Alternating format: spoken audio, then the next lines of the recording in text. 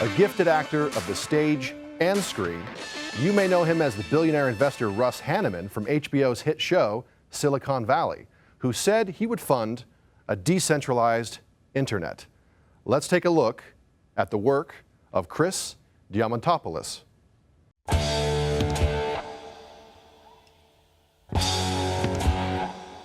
Oh, we have a contract? We have a fucking contract, Richard? You want to know what I have? A fucking car whose doors open like this. Not like this. Not like this. These are not the doors of a billionaire, Richard. Fuck you. It's gotta feel like your schedule's in free fall, though. I think all network TV's in free fall. We're just the first ones pushed out of the plane. I will be really, really, really fucking pissed off at you guys. Do you read me? There are people dying! Me? You started it! Hey, leave him alone. Shut up!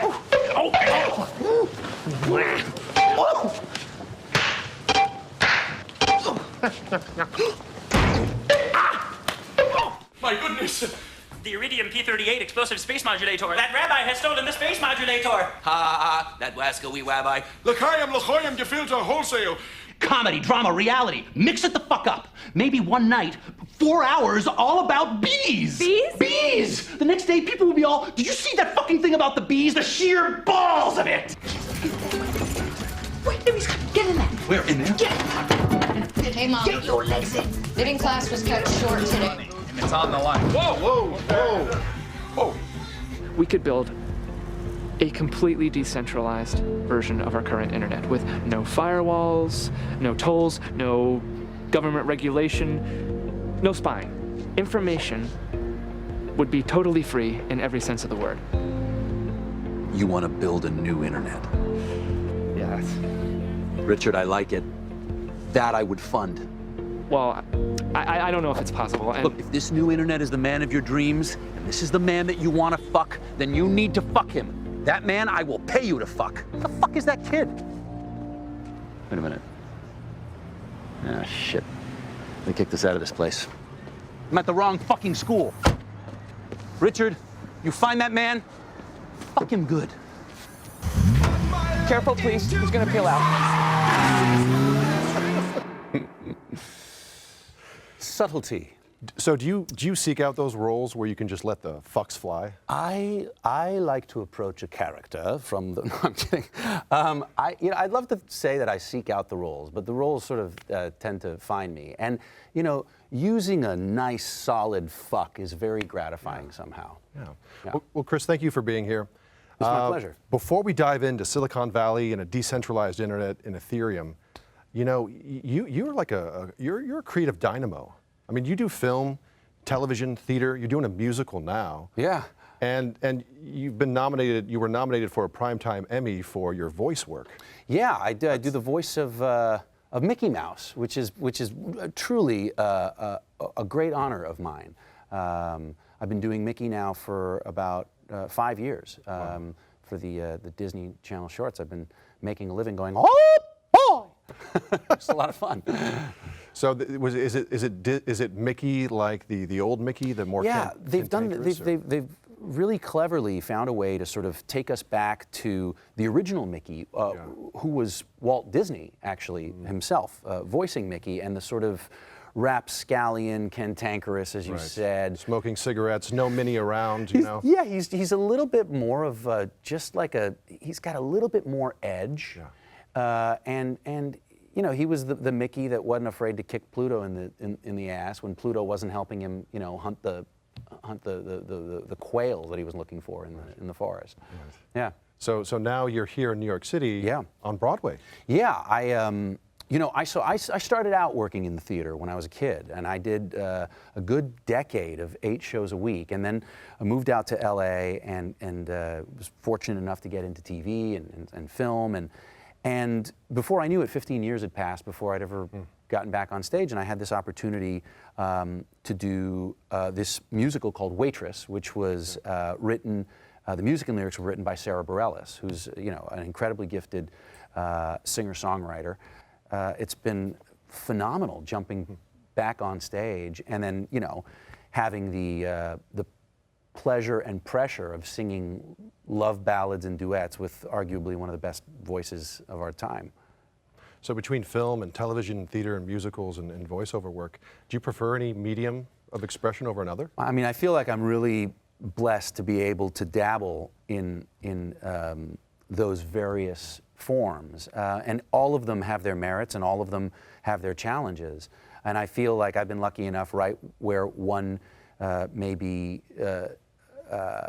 challenging me in a way that I would like to try something else. Something seems to sort of pop up. Like maybe hand modeling next? Is that what you're going to do? That's right. Yeah. I'm going to follow in the footsteps of George Costanza. Although I am the master of my domain, so we're in good shape. Yeah. You've done so many really high-profile network shows.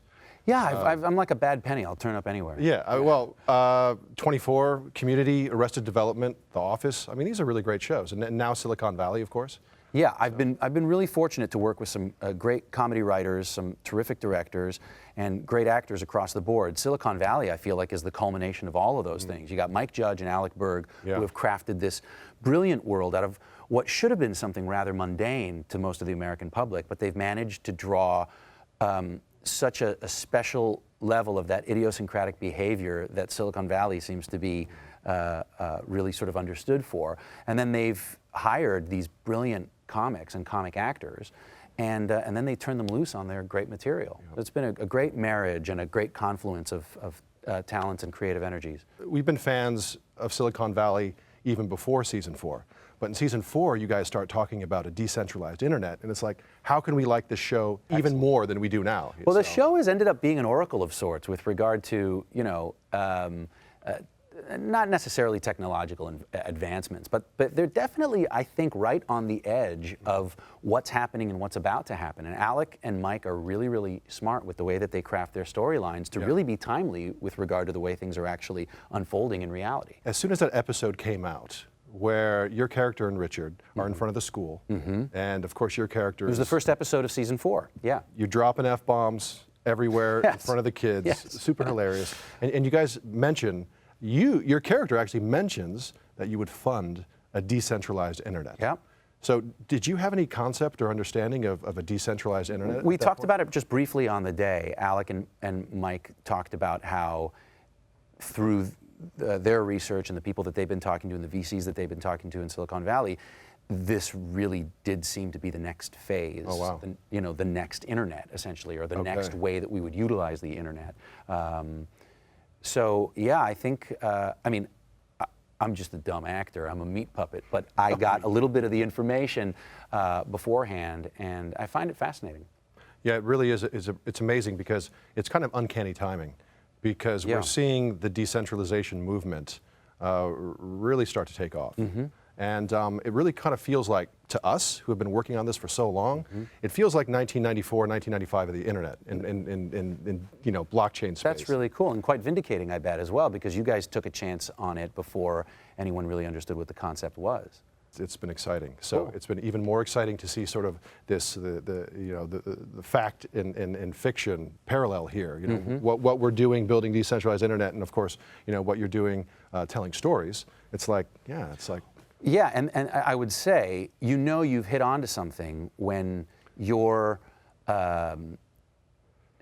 counterculture endeavor becomes ubiquitous, because one of the biggest comedies on TV is now referencing essentially what you're working on. So you know you've struck something. As soon as that episode aired, all over Reddit, all over everywhere everyone goes in Ethereum, it was like, okay, so is season 4 of Silicon Valley all about Ethereum? Excellent. People like, you know, just like really diving into it, you know, dissecting it, saying, oh yeah, this and this and this and this. So it's funny. It's like when someone asks, what are you guys doing? What's decentralized computing? I'm like, okay, well, just go watch, you know, the first episode of Silicon Valley. You know, I mean, Richard says it pretty much there to you. Yeah, you know? yeah. And you can also learn a lot about different gay phrases in that episode.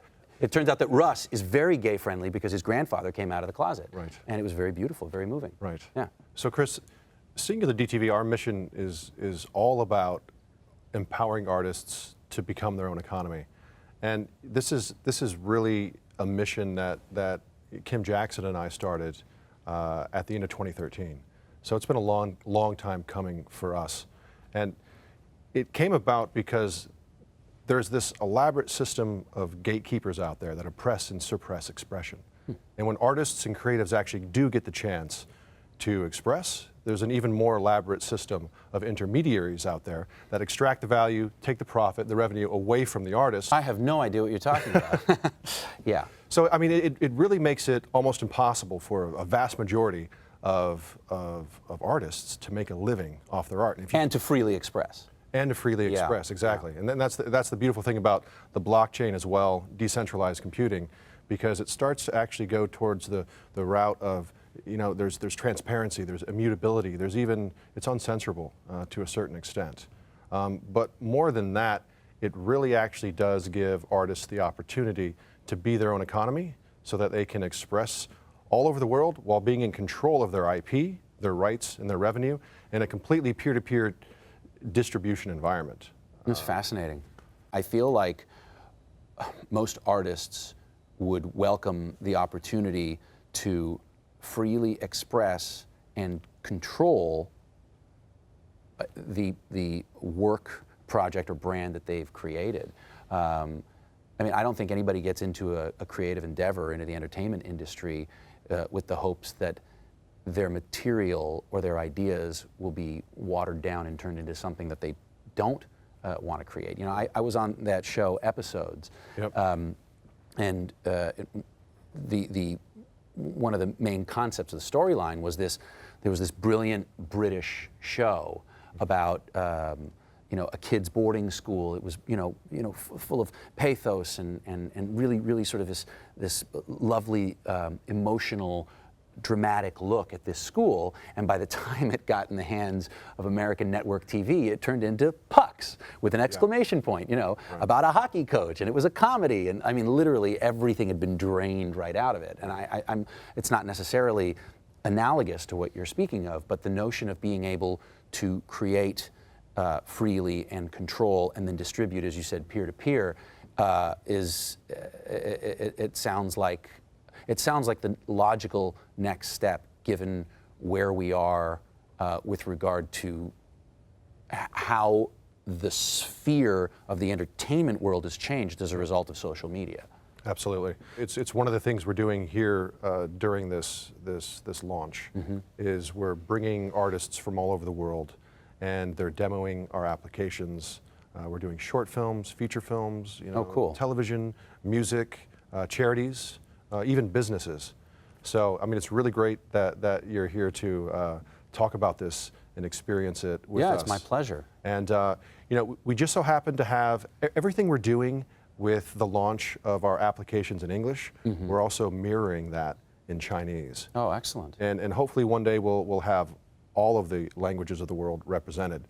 But today we have a very special filmmaker from China. Her name is Yu Ting, and she has a really interesting project, and it's all about the gay dating culture in China. Oh, wow. Which is, you know, I don't want to say taboo, but it's definitely an issue that is sort of a bit behind closed doors, culturally not as acceptable as it is here in the United States. Wow, that's fascinating.